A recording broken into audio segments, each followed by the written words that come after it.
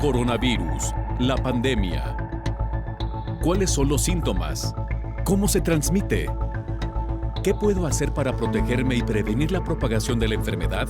Nuevo padecimiento que ha encendido las alarmas de los sistemas de salud. Coronavirus, la pandemia. Qué gusto saludarlo de nueva cuenta en esta emisión de Coronavirus, la pandemia. Le damos la más cordial bienvenida a quienes nos siguen a través de la señal de todos, Canal 44, también a quienes lo hacen a través de las televisoras públicas en México y América Latina. Le recordamos las formas de hacer contacto, @Canal 44 TV en Twitter y Facebook. Nos puede mandar mensajes también a través de WhatsApp en el 33 22 42 06 90. Hoy dedicaremos nuestro programa a hablar sobre la declaración que emite la Organización Mundial de la Salud para los profesionales de la salud sobre la regulación de la vacuna contra COVID-19 y garantizar que sean seguras y eficaces. Las enfermedades infecciosas desatendidas o olvidadas afectan más a la población más pobre y con un limitado acceso a los servicios de salud. También hablaremos de cómo urge frenar enfermedades transmitidas por vectores como ébola, Lassa, fiebre del Nilo o dengue, entre muchas otras. La Organización Panamericana de la Salud llama a las naciones a extremar precauciones y prevenir enfermedades que ponen en riesgo a la salud de la población. También le estaremos compartiendo datos preliminares que señalan que la vacuna candidata contra dengue de la farmacéutica Takeda previno hospitalización y enfermedad. Sin duda alguna, mucho por aprender todavía de las enfermedades que son transmitidas por vectores y que nos han dejado también grandes lecciones para esta pandemia. Vamos pues con nuestra compañera Isaura López Villalobos para que nos ponga en contexto. Un segundo año consecutivo y los países de América Latina se enfrentarán al binomio infeccioso COVID-19-dengue, altamente contagiosos y letales. El medio ambiente de cada nación es clave para la proliferación de la Aedes aegypti, el mosco hembra transmisor de la enfermedad de dengue. Para América es un vector de alta preocupación. La Organización Mundial y la Organización Panamericana de la Salud en los últimos años han advertido del aumento en el número de personas. Un año antes de la pandemia, el dengue fue una de las principales causas de consulta por fiebre y dolor en las articulaciones. En algunos países se volvió un dolor de cabeza para el sistema sanitario ante los brotes que surgieron. Para marzo de 2020, con la llegada de la pandemia COVID-19 y el inicio de la cuarentena, aunque bajó la densidad de casos por dengue, sí hubo personas que cursaron con la llamada sindemia. Ambos binomios resultaron un desafío para el sistema de salud. Estas enfermedades endémicas emergentes y reemergentes no deben desatenderse ante la magnitud de peligrosidad que causa al humano. La Organización Panamericana de la Salud en agosto de 2019 alertó sobre un ciclo epidémico de dengue en la región de las Américas, con alza de casos en varios países. Ese año se registraron mayores cifras históricas de dengue que superaron en un 30% el 2015. En 2020, la organización informa que hasta la primera semana de junio se reportaron más de 1.600.000 casos de arbovirosis en las Américas. Correspondieron a dengue el 96%, seguido por chikungunya y Zika. En el segundo año de la pandemia COVID-19 y su contacto con el dengue, los organismos internacionales de salud llaman a las naciones a estar preparadas y en alerta ante la posibilidad de brotes por dengue y en la atención prioritaria de pacientes con ambas enfermedades infecciosas, informó Isaura López Villalobos. ¿Cómo va la pandemia en el mundo? La Organización Mundial de la Salud presenta su informe diario y es nuestra compañera Verónica López, corresponsal de la agencia EFE, quien nos da los detalles. Verónica, qué gusto escucharte. Adelante con la información. Hola, ¿qué tal? Buenos días, Belén. Buenos días a todo el auditorio de Canal 44. El nuevo coronavirus SARS-CoV-2, responsable de la COVID-19, avanza por todo el planeta y se acerca a los 177 millones de casos. De ellos, 3,8 millones han fallecido. La solución está en la vacunación. En total se han administrado cerca de 2.400 millones de dosis, pero el problema es que no llegan a todos los territorios por igual. En ello trabaja la plataforma COVAX impulsada por la Organización Mundial de la Salud, y las vacunas poco a poco se van distribuyendo. Con este mecanismo, Honduras ha recibido el primer cargamento de vacunas de Pfizer, 105.000 dosis que forman parte de un lote de 213.000 que terminarán de llegar la semana próxima. Los países que registran más casos nuevos son India y Brasil. Argentina logra reducir la incidencia con un 17% menos de contagios, mientras que repuntan un 6% los casos en Estados Unidos. La cifra global de contagios y muertes desciende y, según el último informe de la Organización Mundial de la Salud, la segunda semana de junio fue la de menor incidencia desde febrero. Los casos bajan especialmente en el sureste de Asia y en Europa. Pero hoy tenemos que poner el foco en África, la única región en la que aumentan los contagios. Lo hacen a un ritmo de más del 20% semanal. La tercera ola se intensifica en el continente, donde solo se ha vacunado completamente el 0,79% de la población. La OMS ha instado a tomar medidas urgentes. Pone como ejemplo la situación de la India, donde la evolución ha sido muy rápida y se han colapsado los sistemas de salud. Hasta la fecha, África ha recibido 60 millones de dosis, de las que se han inyectado 42 millones. El objetivo es vacunar al 60% de la población del continente para finales de 2022, unos 750 millones de personas. La esperanza también está puesta en la decisión anunciada el pasado domingo por el G7. Donarán más de 1.000 millones de vacunas a los países en desarrollo entre 2021 y 2022. Reportó desde Europa Verónica López para el programa Coronavirus, la pandemia. Muchas gracias, Verónica, por esta información. Vamos ahora a Rusia, porque en Moscú será obligatorio que los trabajadores del sector de los servicios estén vacunados. Vacunación obligatoria en Moscú. Las autoridades de la capital rusa han decretado la inoculación de al menos el 60% de los trabajadores de los sectores de los servicios ante el rechazo de la población a vacunarse, un recelo que habría causado un dramático incremento de los contagios por COVID.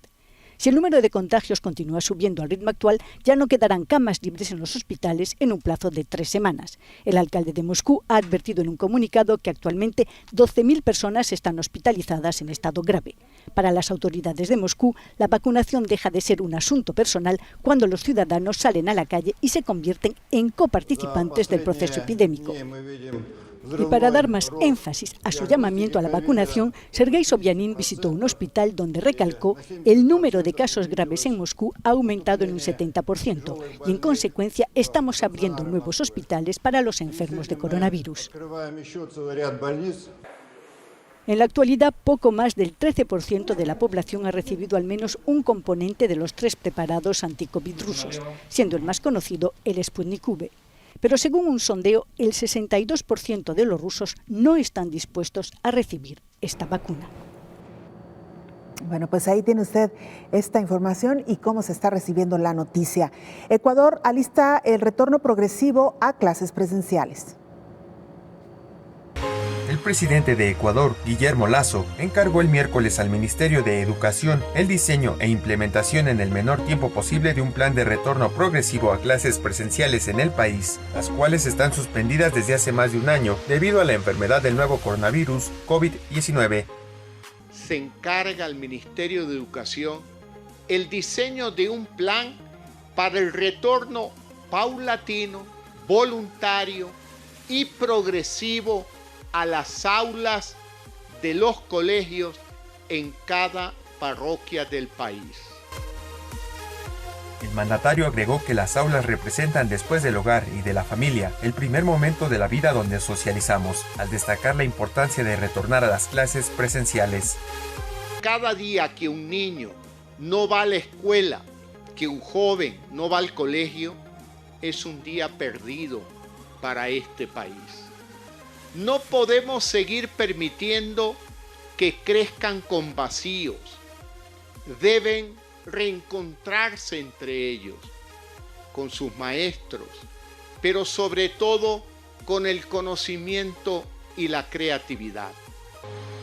La ministra de Educación, María Brown, dijo en el mismo acto que ya se trabaja en el plan de retorno a las aulas y anunció que se solicitará al Comité Nacional de Operaciones de Emergencia que maneja la crisis sanitaria en el país que autorice volver a las aulas a las instituciones educativas que cuentan con un plan piloto aprobado.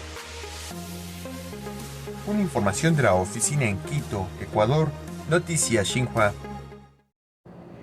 Bueno, lo que hemos dicho en otras ocasiones, se debe de tener mucho cuidado y mucha precaución al momento de tomar este tipo de decisiones. El retorno presencial a las aulas, hemos visto ya como en otros países, en otras ciudades, han tenido que volver a cerrar las escuelas debido a que se han registrado algunos brotes. Veremos qué sucede en el caso de Ecuador. Y mire, en Indonesia está funcionando un método que están utilizando para el combate al dengue. El Programa Mundial del Mosquito utiliza una bacteria natural llamada Wolbachia para reducir la capacidad de los vectores para transmitir el virus entre las personas. Para medir la eficacia de este método con Wolbachia, el Programa Mundial del Mosquito llevó a cabo un ensayo controlado aleatorio en un área de 26 kilómetros en la ciudad de Yogyakarta, Indonesia. Yogyakarta se ha clasificado regularmente entre las 10 principales provincias de Indonesia en cuanto a la incidencia anual de dengue durante las últimas 3 décadas. Ninguna de las medidas de control utilizadas en el pasado había mostrado nada parecido a este tipo de efectividad, pero este ensayo demostró el 77% de reducción en la incidencia de dengue y 86% de baja en hospitalizaciones por esta enfermedad. En colaboración con la comunidad, el sitio de estudio se subdividió en 24 grupos, cada uno con un área de aproximadamente 1 kilómetro cuadrado. Entre estos 24 grupos, 12 fueron seleccionados al azar para recibir liberaciones de mosquitos con Wolbachia. Los otros 12 permanecieron sin tratar. El objetivo del estudio fue determinar si las liberaciones de mosquitos Aedes aegypti portadores de Wolbachia conducen a una menor incidencia de dengue en las áreas tratadas en comparación con las áreas no tratadas. La eficacia de la Wolbachia se calculó comparando la distribución de 5.921 pacientes con prueba negativa entre las zonas del estudio tratadas y no tratadas, con la distribución de 385 casos confirmados de dengue. Los pacientes con prueba negativa se ubicaron en toda el área de estudio, mientras que los casos de dengue ocurrieron predominantemente en las áreas no tratadas con Wolbachia, informó Elizabeth Ortiz. Y mire, continuando con este tema, urgen a frenar las enfermedades transmitidas por vectores.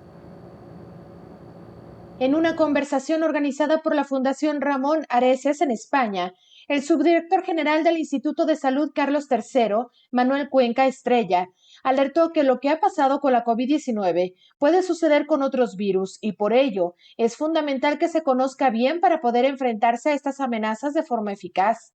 Recordó que hay una preocupación latente por otros patógenos peligrosos que hay que frenar como el ébola, Crimea-Congo, Lassa, fiebre del Nilo o Marburg, todas ellas enfermedades transmitidas por vectores, y otras respiratorias como la gripe aviar o porcina en sus múltiples variantes. Recordó que los epidemiólogos del mundo ya esperaban una pandemia como esta y se tuvo sus avisos con el SARS-1, la gripe aviar y el brote del ébola. Los especialistas pusieron de ejemplo el brote de ébola de los años 2014-2015, que pudo controlarse y no produjo ningún caso secundario. Sin embargo, ha vuelto a resurgir durante el 2020 y 2021. También ha llamado la atención sobre el dengue en expansión, que produce 390 millones de infecciones al año, de los que 500.000 llegan a ser graves, con una mortalidad en esos últimos casos del 2.5%. Otro de estos patógenos sobre los que hay que estar atentos y que está de actualidad es el virus del Nilo Occidental, transmitido en este caso por el mosquito común. Solo el 20% de los infectados desarrolla la llamada fiebre del Nilo y el resto es asintomático, informó Rocío López Fonseca. Tiempo ya de hacer una muy breve pausa. Regresamos con más información.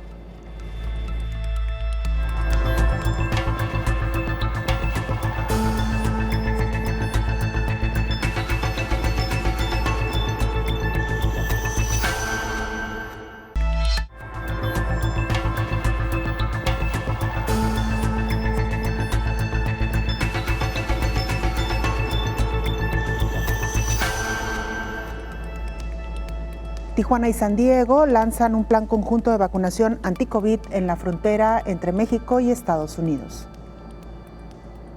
México y Estados Unidos inician un programa transfronterizo de vacunación contra COVID-19. Autoridades de la ciudad mexicana de Tijuana y la estadounidense San Diego comenzaron un esfuerzo conjunto desde el martes en el que también participa el sector privado. 10,000 trabajadores de maquiladoras del estado de Baja California serán inmunizados con el objetivo de igualar los porcentajes de vacunación en la frontera, especialmente entre ciudades que tienen conectividad como en este caso. Estados Unidos lleva una clara ventaja a México en el proceso de vacunación. Diariamente se inoculará a 1,500 trabajadores durante 7 días no consecutivos en una clínica móvil provista por la UC San Diego Health, centro médico de la Universidad de California. Según indicó el martes la Cancillería de México, el plan surgió de acuerdos entre instancias locales y no de gobiernos nacionales. En caso de que funcione, podría ser replicado en toda la frontera. La iniciativa es patrocinada por una coalición de 6 compañías subsidiarias de Estados Unidos que operan en Tijuana, de acuerdo con un comunicado del Consulado Mexicano de San Diego y autoridades del condado. Las vacunas utilizadas serán de Johnson & Johnson de dosis única, proporcionadas por el estado de California a pedido del condado de San Diego. El 50% de los adultos estadounidenses han recibido al menos una dosis de la vacuna contra COVID-19. En México, de 126 millones de habitantes, poco menos de 12 millones han sido inoculados y 6.700.000 cuentan con medio esquema de vacunación. Ambos países están entre los más golpeados del mundo por la pandemia en números absolutos. Bien, pues ahí está también esta información. Hay que recordar que México destinó precisamente 1 millón de las vacunas de Johnson & Johnson, un donativo que recibió de Estados Unidos, para inmunizar a los habitantes de la frontera norte con el objetivo de que se reactive la economía. Desde hace meses que esta población está pidiendo la reapertura de la frontera con Estados Unidos. Parece que esta podría ser, digamos, una buena herramienta para regresar a una mediana normalidad. Por lo pronto, todos los habitantes mayores de 18 años de estos municipios fronterizos serán inmunizados con este biológico de Johnson & Johnson. Y mire, Tofacitinib es el fármaco para artritis que ha dado resultados positivos en un ensayo clínico de pacientes hospitalizados con COVID. Según un artículo publicado en la revista New England Journal of Medicine, el Tofacitinib, que se toma por vía oral y se vende bajo la marca Xeljanz, entre otras, se probó en un ensayo con 289 pacientes hospitalizados por COVID grave en 15 localidades de Brasil. La mitad recibió el fármaco, un comprimido de 10 miligramos 2 veces al día, y cuidados estándar como los glucocorticoides, que frenan una respuesta inmunitaria hiperactiva, mientras que la otra mitad recibió el placebo y cuidados estándar. Después de 28 días, el 18.1% del grupo que recibió el Tofacitinib evolucionó hacia la insuficiencia respiratoria o la muerte, en comparación con el 29% del grupo del placebo. Esto representa una reducción del riesgo relativo estadísticamente significativa del 63%. La insuficiencia respiratoria se refiere a un paciente que requiere ventilación no invasiva a través de una máscara de oxígeno o que es intubado y conectado a un ventilador mecánico. Las muertes después de 28 días se produjeron en el 2.8% de los pacientes del grupo de Tofacitinib y el 5.5% de los del grupo del placebo.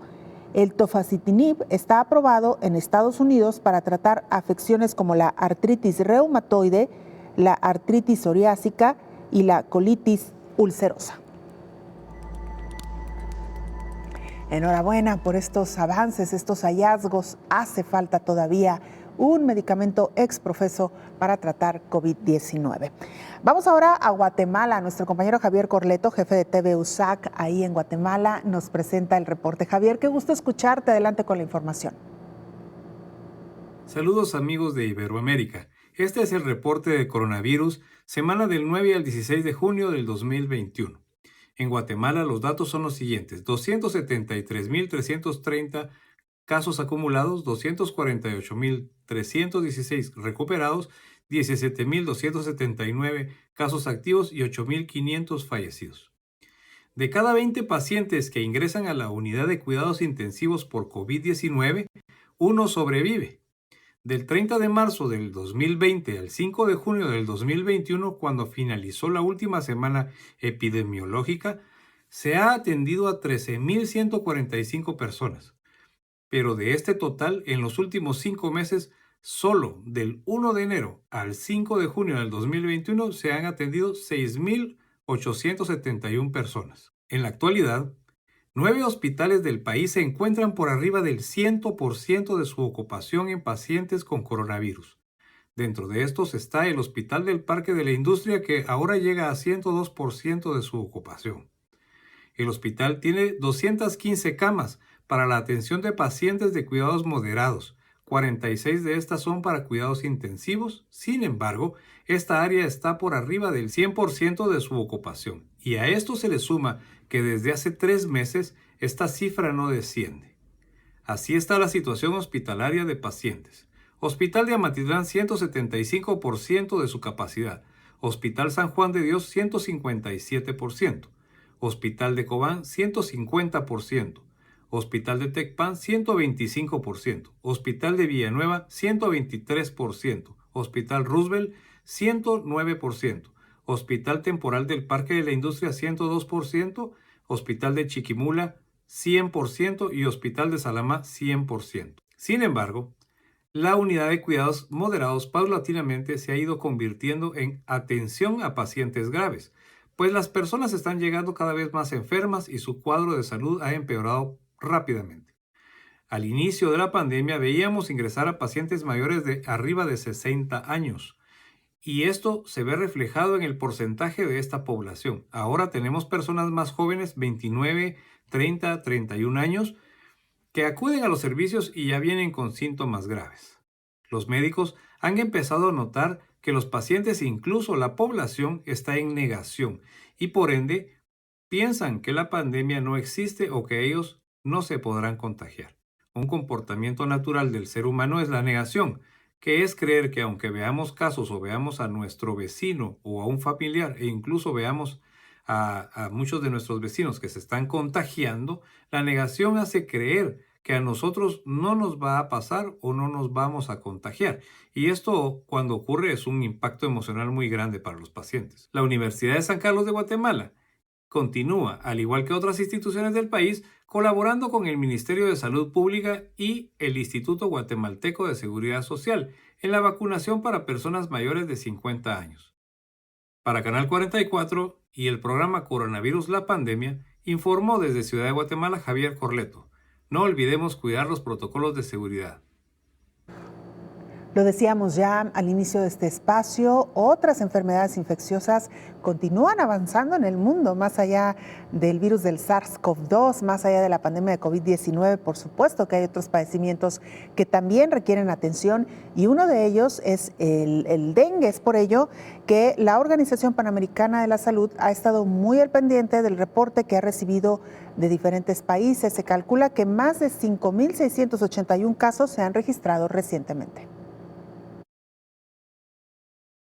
En 2020 fueron notificados 2.300.000 casos de dengue en la región de las Américas, de los cuales 1 millón fueron confirmados. En la región fueron registrados 5.681 casos graves y 1.019 muertes. Ahora en este 2021, en la primera mitad del año, suman 536.000 casos, de los cuales 205.527 fueron confirmados. Esto equivale al 38%. La tasa de letalidad fue del 0.04% en 2020, la más baja registrada en los últimos 10 años. A pesar de ser un año epidemiológicamente complejo para el dengue por la simultánea transmisión pandémica de la enfermedad por coronavirus. Si bien la tasa de incidencia acumulada hasta la semana 47 del 2020 para la región de las Américas es menor que la registrada durante el año epidémico de 2019, esta cifra rebasó a la tasa del periodo del 2016 al 2018 y es la más alta registrada desde 2015 en sus 2 subregiones de las Américas, en el Caribe no latino y la región andina. Países como México han tenido una reducción notable de casos. En la primera mitad del 2020 había reportado 3.494, pero en el mismo periodo de este 2021, la cifra se desplomó hasta llegar a solo el 19% de las cifras alcanzadas el año pasado, informó Elizabeth Ortiz. Bueno, pues ahí tiene usted esta información. Y mire, le contábamos también que las enfermedades infecciosas y transmitidas por vectores afectan más a la población de bajos recursos, es lo que advierten los profesionales de la salud. Las enfermedades infecciosas desatendidas u olvidadas y aquellas transmitidas por vectores son un conjunto de enfermedades infecciosas que afectan principalmente a las poblaciones más pobres y con un limitado acceso a los servicios de salud, especialmente aquellos que viven en áreas rurales, remotas y en barrios marginales, aunque algunas arbovirosis, como el dengue, el Zika y chikungunya, también afectan a grandes centros urbanos.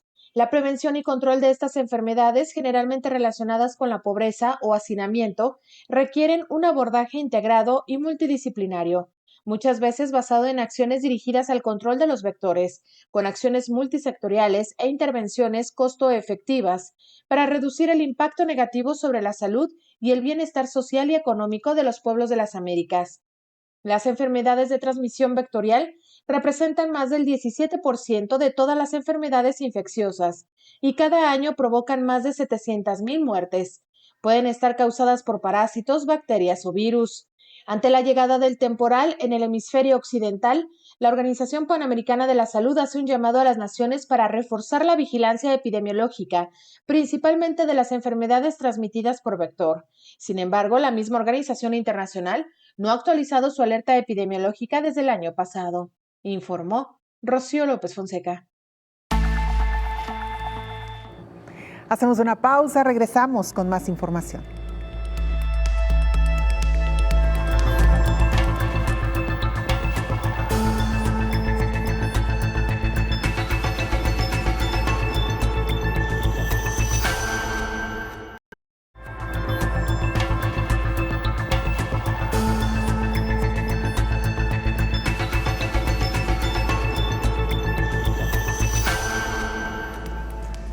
Estamos de regreso en este programa especial y como siempre es un gusto dialogar, charlar en esta mesa de trabajo con el infectólogo Héctor Raúl Pérez Gómez. Doctor, ¿cómo le va? Hola Belén, buen día. Igualmente, doctor, me parece que es importantísimo traer a colación y poner sobre la mesa esta declaratoria de hace unos días, si no mal recuerdo, el 11 de junio, publicada por la Organización Mundial de la Salud, doctor, una declaratoria para que los profesionales de la salud expliquen de manera clara a las personas que se están vacunando, primero la importancia de vacunarse, por qué nos debemos de vacunar, y en segundo término, dejar muy claro, doctor, que estas vacunas, una vez autorizadas, es porque son seguras y eficaces, doctor. Sí, Belén. Mira, a nivel mundial ya se han aplicado alrededor de 1.700 millones de dosis de vacunas en todo el mundo, pero para cuando fueron autorizadas para uso masivo, ya habían transcurrido varios meses de estudios clínicos de fase 3 y efectivamente, tú lo dices con mucha puntualidad, en el momento en que las agencias regulatorias autorizan ese uso, ya se percataron de la seguridad y eficacia del biológico. La eficacia puede tener variaciones entre uno y otro en cuanto a que algunas tienen 94% de eficacia para enfermedad grave, para proteger contra enfermedad grave de COVID-19, y algunas otras ofrecen una eficacia que está en el orden del 90-91%. Es normal que existan esas diferencias porcentuales en la eficacia de una vacuna o de un fármaco, sobre todo teniendo en consideración que son vacunas nuevas. Número 2, la más importante de las consideraciones para autorizar un fármaco o una vacuna es la seguridad. Hay un principio fundamental en medicina que es prime non nocere, primero no hacer daño, es un principio hipocrático o probablemente incluso de tiempo antes de haberlo pronunciado Hipócrates. El principio de la seguridad en el caso de las vacunas es la evaluación de los eventos adversos y también de los eventos adversos graves.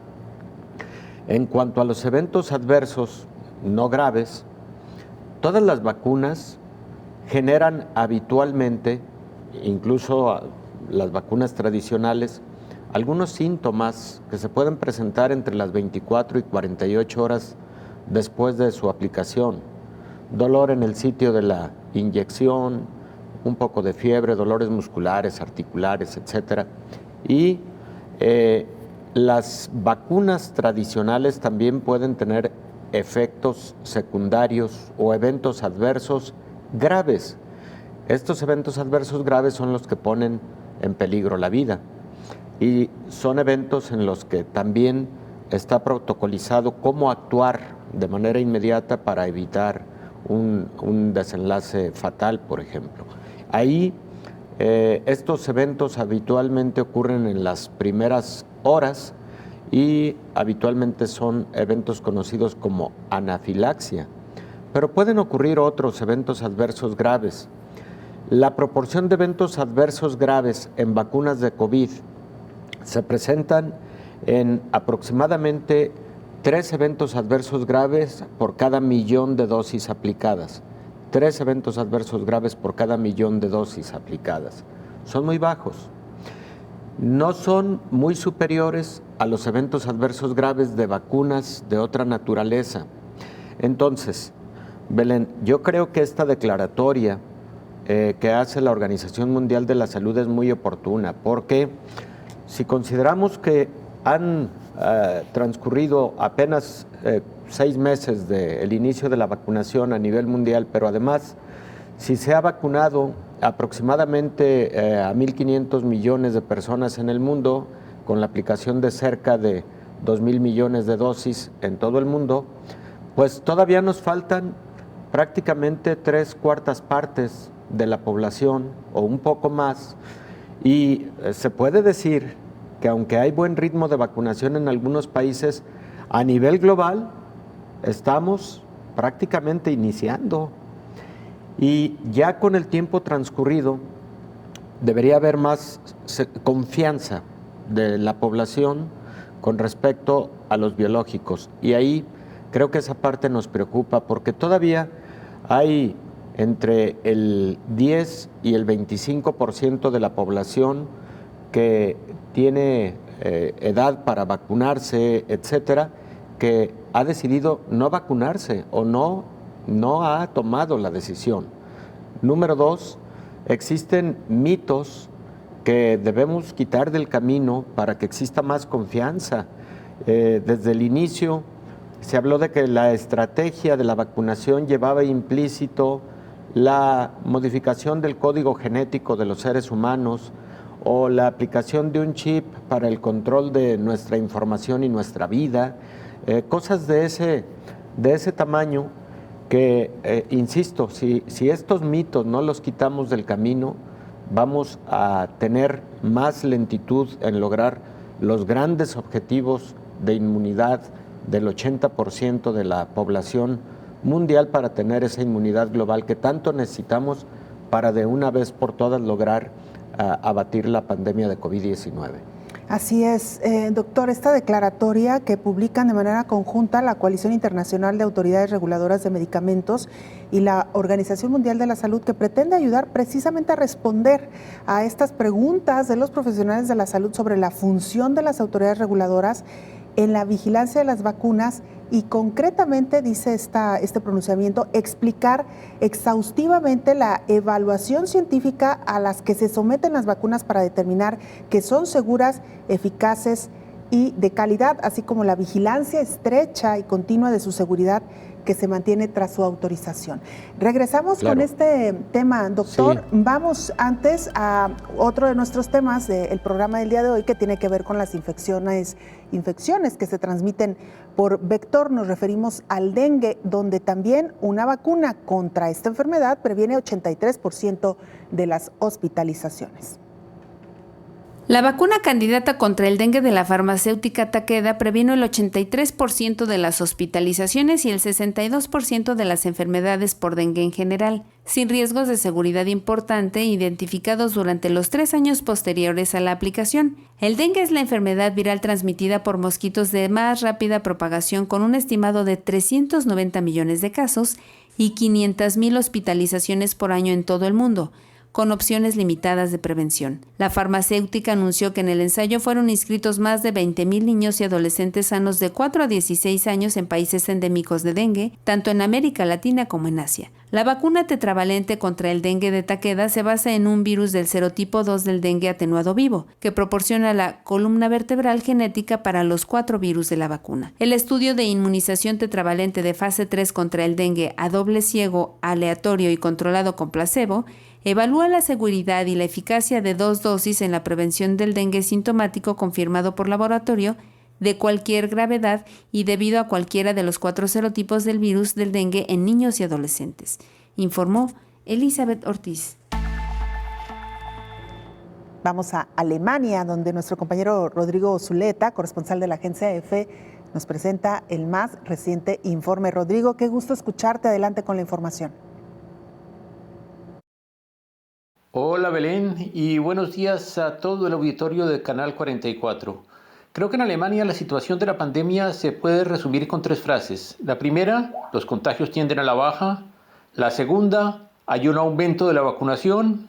Y la tercera, es que pese a esas 2 cosas, hay un temor evidente de que pueda haber una nueva ola debido a las nuevas mutaciones y a las nuevas variantes, sobre todo a la llamada variante Delta. En cuanto a los contagios, la incidencia semanal ha bajado hasta 13,2 por 100.000 habitantes, 13,2 contagios por 100.000 habitantes en 7 días. Hay que recordar que hace pocas semanas la incidencia estuvo claramente por encima de los 100 contagios por 100.000 habitantes.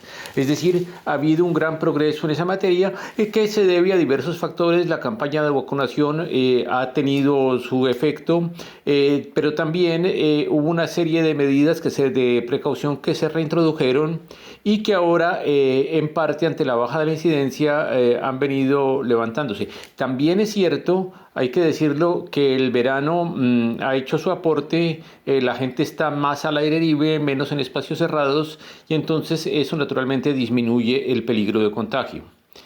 Un 26,8% de la población, un 26,8% de la población ya ha recibido las 2 dosis de una de las vacunas contra el coronavirus.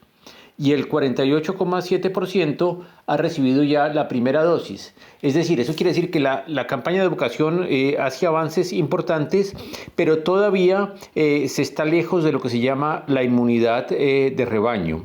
Lo cual quiere decir que las medidas de precaución tienen que seguir tomándose, sobre todo ante la presencia de mutantes y ante el peligro de que aparezcan nuevas mutantes. Ayer nada más hablaba yo con un médico y que me decía que la primera vacuna da un cierto grado de protección después de algunos días, pero no protege contra algunas mutantes.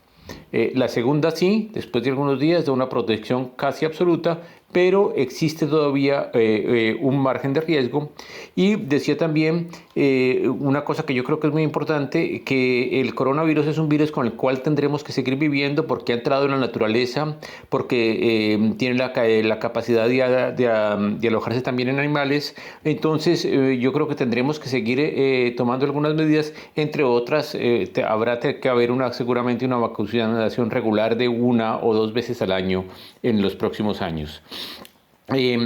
Ahora, los contagios hoy fueron 1.455. Hace una semana habían sido más de 3.000. Ahí también hay un avance en ese sentido.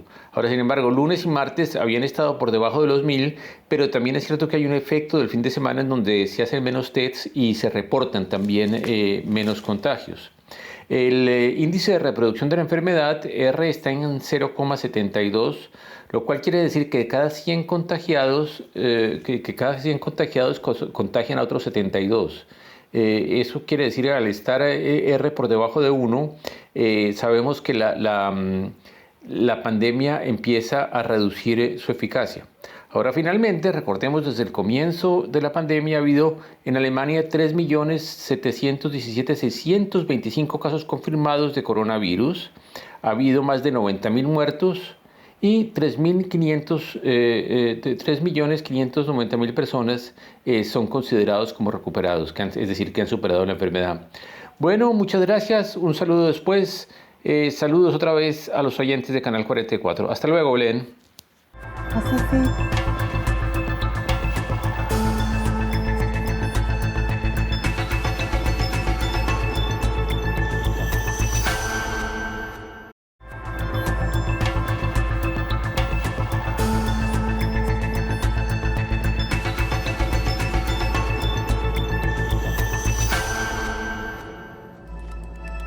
Urge extremar medidas para prevenir enfermedades a la población ante la amenaza de COVID-19. La directora de la Organización Panamericana de la Salud, Carissa Etienne, llamó a las autoridades nacionales y locales de los países con riesgo por huracanes y fenómenos extremos asociados a estos a prepararse para la temporada de huracanes 2021. Advirtió que la COVID-19 y la probable devastación de los fuertes vientos e inundaciones a consecuencia de este tipo de eventos naturales hacen que la preparación sea aún más crítica que en años anteriores, y las consecuencias por enfermedades que traen también pueden poner en riesgo a las naciones. Se debe proteger a los países y territorios contra la doble amenaza de la COVID-19 durante la temporada de huracanes, señaló Carissa Etienne. Reiteró la importancia de asegurarse que los servicios de salud estén plenamente operativos para salvar vidas y proteger el bienestar de las poblaciones antes, durante y después de huracanes. También es vital garantizar que la atención de urgencias, la hospitalización, las camas de unidades de cuidados intensivos, los laboratorios y los centros de cuarentena y aislamiento estén protegidos y sean funcionales. Según las previsiones de la Administración Nacional Oceánica y Atmosférica de los Estados Unidos, se espera una probabilidad de 60% de actividad superior a la normal. Se anticipan entre 13 y 20 tormentas con nombre, de las cuales entre 6 y 10 podrían ser huracanes y de 3 a 5 huracanes importantes. La OPS trabaja con los países de América Latina y el Caribe para proporcionar suministros de emergencia y ayudar a asegurar instalaciones críticas. En las últimas semanas, la mayoría de los países de América Central han notificado aumentos en los casos de COVID-19 y muchos países y territorios del Caribe también han notificado repuntes, así como se han informado casos de dengue, zika y chikungunya, informó Rocío López Fonseca. Bueno, pues ahí está esta información de nuestra compañera Rocío López Fonseca. Doctor, regresamos a esta declaratoria que emitió la Organización Mundial de la Salud. Y usted lo decía antes de irnos a la pausa, la importancia de que las personas se informen a través de medios oficiales. Coronavirus, la pandemia, ha sido un espacio donde desde el principio hemos abordado esta enfermedad de manera seria con profesionales como usted, otros más que nos han apoyado, y decirle precisamente esto a la población, que hay mucha información que circula en Internet que solamente ha generado miedo, doctor, ante la aplicación de las vacunas. Sí, ha distraído mucho a la población. La infodemia ha hecho mucho daño durante la pandemia de COVID-19 y el caso más lamentable es el de las personas que, derivado de tanta información que escuchan y ven y que no es información de calidad, profundizan su temor, su desconfianza, y entonces menos acuden a recibir un biológico. Claro que la libertad en recibir un determinado tratamiento es parte de los derechos humanos, eso quede claro, pero me parece que si habiendo tenido la información completa, oportuna y de una buena fuente, de una fuente científica, académica, una determinada persona decide que no se vacunará, bueno, ya está en su derecho. Pero lo malo es que se sustenten esas decisiones en mitos, en mentiras. Frecuentemente están en la web esa cantidad de información. Lo decíamos, ¿no? Que si la vacuna modifica tu código genético, que si la vacuna fue para incrustar un microchip, para el control de tu vida, para tener información de lo que haces cada día, etcétera. Todas esas cosas que se escuchan aquí y allá y que las personas a veces lo creen, a veces le dan crédito al asunto y eso desincentiva más el que puedan acudir a recibir un beneficio del tamaño que tiene una buena vacuna contra COVID-19. Doctor, el caso de los jóvenes, que sin duda alguna comienza ya a preocupar, porque justo nos estamos acercando a la vacunación de este sector de la población. En Estados Unidos tuvieron que hacer una campaña muy intensa para convencer a los jóvenes para que se vacunaran, incluso hasta obsequiándoles algunos regalos, ¿no? A cambio de que fueran a vacunarse. Y esto, y lo decía la propia Organización Mundial de la Salud, doctor, ante la idea con la que se quedaron los jóvenes de que ellos no enferman de manera grave de esta enfermedad. Muchos de ellos han dicho, ¿para qué nos vacunamos si no vamos a enfermar de manera grave? Pero esto no es así necesariamente, doctor. Claro que no, claro que no. Las estadísticas señalan con claridad que la población más vulnerable es la mayor de 65 años. Así, pero eso no significa que un joven de 18 años no pueda enfermar gravemente de COVID-19 y pueda morir. De hecho, el incremento de la letalidad se da no de los 60 años en adelante, se empieza a observar con mucha claridad de los 35 años en adelante. La mortalidad en jóvenes, por ejemplo, de entre 18 y 35 años es muy baja, eso queda claro, pero no hay exención del 100% en ese sentido. De tal suerte, y luego también, pues recordemos, hay población joven con obesidad, con diabetes, con hipertensión, cada vez hay más jóvenes y niños con obesidad, entonces no está solo en función de la edad, sino también de otros factores de riesgo, de otras comorbilidades. Por ese motivo, creo que deberíamos adoptar una posición de conciencia para lograr esa inmunidad global.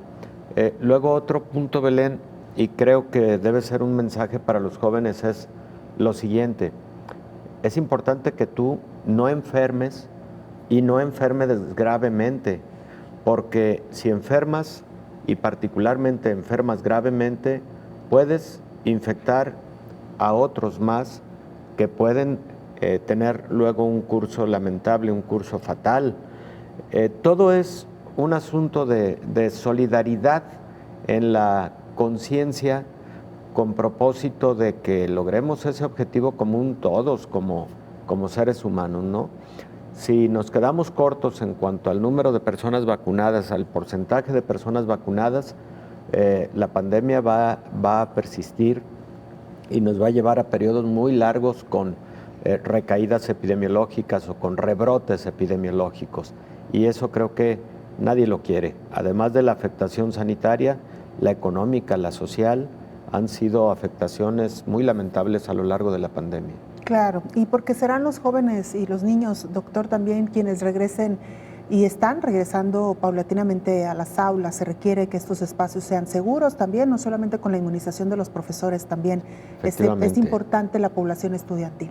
Efectivamente, de hecho ya Estados Unidos tiene autorizadas las vacunas de Pfizer y la vacuna de Moderna para uso a partir de población de 12 años de edad. Eso precisamente para asegurar retornos seguros, valga la redundancia, a actividades escolares y retornos seguros a la mayor parte de actividades económicas en el país. Aquí lo veíamos también en días pasados, cuando el anuncio de la aplicación de vacunas a personas muy jóvenes en la frontera de México con Estados Unidos, de ambos lados de la frontera, con propósitos de que la actividad comercial que es tan intensa en la frontera se reactivara. Y recordemos que hay muchas personas que trabajan en maquiladoras, etcétera, que sí tienen mucha interacción, y ahí pues había un foco de riesgo de transmisión de COVID-19. Qué bueno que ya se inició esa vacunación a personas más jóvenes en esa zona fronteriza con los Estados Unidos. Dice esta declaratoria de la Organización Mundial de la Salud, y con esto casi cerraríamos, doctor, es importante conocer esto. Las autoridades reguladoras evalúan la evidencia científica y clínica que proporcionan los fabricantes de vacunas, quienes por obligación legal deben cumplir determinadas normas relativas a la presentación de datos. Además, dichas autoridades supervisan los estudios clínicos y las prácticas de fabricación. Tras la preceptiva evaluación, los datos de los ensayos clínicos sobre las vacunas se ponen a disposición, ya sea en su totalidad o resumidos. Las autoridades reguladoras evalúan exhaustivamente la seguridad, la eficacia y la calidad farmacéutica de cada vacuna para determinar si se autoriza su uso o no. Con ese fin, estudian, insistimos, la evidencia científica obtenida durante la investigación preclínica en el laboratorio. Así que, pues doctor, un apunte muy preciso que hace la organización. Definitivamente, Belén, y además se establecen comités de vigilancia farmacológica para el seguimiento a lo largo de meses, años, aún cuando ya hubo autorización de las agencias regulatorias, para estar vigilando la seguridad de estos biológicos luego con el transcurrir del tiempo. Entonces, todos los países tienen instalados sus comités de vigilancia ya en la fase de administración de la vacuna de forma masiva. Y por último, Belén, de mi parte, por lo menos, recordar a nuestra amable audiencia que si bien en este momento se encuentran determinado número de vacunas en uso en la población general, hay una gran cantidad de vacunas que se quedaron en el camino, que no reunieron estas características, en donde la propia farmacéutica dijo, no tuvimos éxito, retiramos el biológico, o en donde las mismas agencias regulatorias, al ver la evidencia científica presentada, dijeron, no es suficiente para poder ser autorizada. Entonces, creo que eso puede dar una pauta de mayor seguridad a la población para acceder a la vacuna. Doctor, muchísimas gracias como siempre. Gracias a ti, Belén. Nos vamos, gracias por habernos acompañado. Hasta la próxima.